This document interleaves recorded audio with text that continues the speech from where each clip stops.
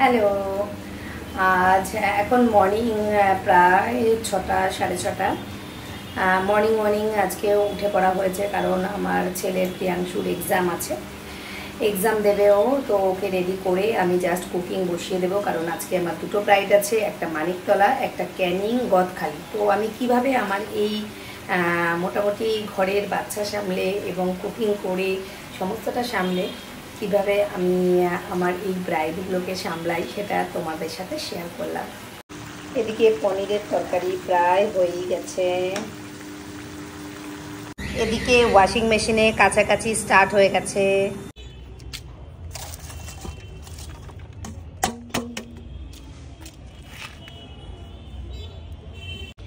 ওদিকে রান্না বসিয়ে দিয়ে এদিকে একটু ছাদে চলে এসেছি, এসে দেখছি গাছের ডালটা কে ভেঙে দিয়েছে, কি অবস্থা। রান্না বসিয়ে দিয়ে এখানে ছাদে চটপট চলে এলাম একটু গাছে জল দেওয়ার জন্য। যেহেতু ব্রাইডাল আছে, সেহেতু যারা যারা কোর্সের জন্য তোমরা কোয়ারিজ করেছিলে তাদের আমি কোনোভাবেই রিপ্লাই করতে পারলাম না, তো সেগুলো ডায়েরিতে নোট ডাউন করা, এগুলো করতে হলো। এবং আমার ছেলের পরীক্ষা আছে, সেটার জন্য সে কি কি পড়বে, কি কি পড়াশোনা করবে, কটার সময় কি লাঞ্চ করবে, কটার সময় পড়তে বসবে, এগুলো সমস্তটা রুটিন ওয়াইজ আমি সাজিয়ে দিলাম। আমি থাকবো না 12টা থেকে, তাই 12টা থেকে মোটামুটি রাত্রি 10:30 অবধি ও কি কি করবে। প্রিয়াংশু এক্সাম দিয়ে এসছে, প্রিয়াংশু কি কি এক্সাম দিয়েছে দেখি একটু। সবকটা বাহ, ভালো এক্সাম হয়েছে, ঠিক আছে। এবার আমাদের বেরিয়ে যেতে হবে ব্রাইডালের জন্য। প্রিয়াংশুকে আমি রুটিন করে দিয়েছি, সব রুটিন ওয়াইজ তুমি বসে বসে দেখে সব করে নেবে। চলো চটপট ড্রেস চেঞ্জ করো আর স্নানে চলে যাও।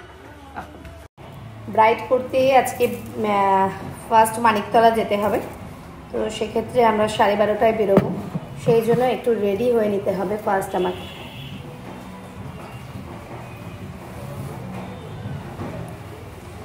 ময়শ্চারাইজার লাগাচ্ছি, বায়োটিকের ময়শ্চারাইজার। তার আগে আমি কিন্তু O3+ লাগিয়ে নিয়েছি। এরপরে আমি স্ম্যাচ বক্সের এই প্রাইমারটা ইউজ করব।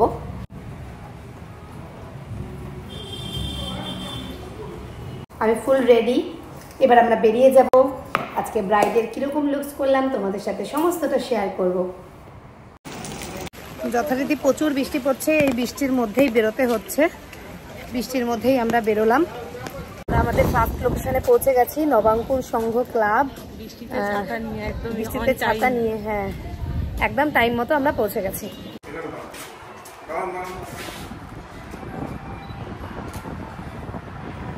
বহুদিন আগে থেকেই ব্রাইডকে বলাই ছিল যে 1:40-এ উনি বসবেন, কিন্তু আমরা যখন 1:40-এ গিয়ে পৌঁছাই তখন দেখছি তাদের সবে মাত্র হলুদ আসলো। তো এগুলো একটা রিচুয়াল থাকে, তো সেক্ষেত্রে একটু এদিক ওদিক টাইম হয়, সেটা ভেবেই আমরা চুপচাপ বসে থাকলাম। 1:40 থেকে বাজলো 2:40, তখনও ব্রাইড রেডি হয়নি। আমরা সমস্তটাই ওয়েট করছিলাম এবং খুব টেনশন হচ্ছিল যে সেকেন্ড ব্রাইড আমাদের রয়েছে, বাট তাদেরকেও রিকোয়েস্ট করা হলো যে একটু যেন তারা তাড়াতাড়ি করে, কিন্তু কোথায় কি কোনো রকম আমি তাড়াহুড়ো কিছুই দেখলাম না। তাদের যথারীতি একটার পর একটা চলতেই রয়েছে, ফটো সেশন এগুলো তাদের চলছে।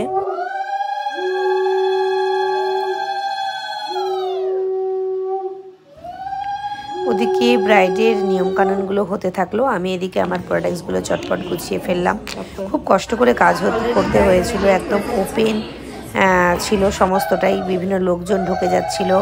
এরকম ওপেনভাবে সাজানোটা সত্যিই ভীষণ কষ্টকর, মানে একটা ঘরে রিল্যাক্সে আলাদা করে সাজানোটা একটা আলাদা রকম, কিন্তু এখানে পুরো ঘরটা খোলা ছিল। ঘরটা প্রত্যেকের আসছিল, এসে দেখছিল, আবার বেরিয়ে যাচ্ছিল, ভিড় ভাট্টা ছিল, সত্যি খুব কষ্ট করে সাজাতে হয়েছিল। এরকম হলে আমরা আমাদের মনের মতো করে সাজানোটা খুব কঠিন হয়ে যায়। ব্রাইডের অয়েলি স্কিন ছিল, তো অয়েলি স্কিন অ্যাকর্ডিং আমরা চটপট A to Z সমস্তটাই খুব সুন্দর করে মেকআপটা কমপ্লিট করি। আমরা ফার্স্ট ময়শ্চারাইজার লাগালাম, তারপরে ব্রাইডের প্রাইমার লাগালাম। ওয়াটার বেস প্রাইমার লাগাতে হয়েছিল, কারণ ব্রাইডের ফেসটা ছিল খুব ভীষণভাবে অয়েলি। দেখতেই পাচ্ছ এই যে ব্রাইড বসে আছে, এবং আমরা আমাদের প্রোডাক্টসগুলো চেয়ারের উপর সাজিয়ে নিয়েছিলাম। বুঝতেই পারছো চেয়ারের উপর প্রোডাক্ট সাজানোটা কতটা কঠিন, কীভাবে যে কাজ করেছিলাম মানে একমাত্র আমিই জানি। তো এরপরে আমরা তাও চেষ্টা করলাম যাতে ব্রাইডকে তার স্পেশাল ডেতে স্পেশাল লুকসটা দিতে পারি। স্টেপ বাই স্টেপ প্রোডাক্ট দিয়ে আমরা খুব সুন্দর করে ব্রাইডকে সাজিয়ে ফেললাম এবং ব্রাইডের ডিমান্ড ছিল একটা সেটেল লুক হবে, তো আমরা সেই রকমভাবেই একটা সেটেল লুক দেওয়ার চেষ্টা করলাম।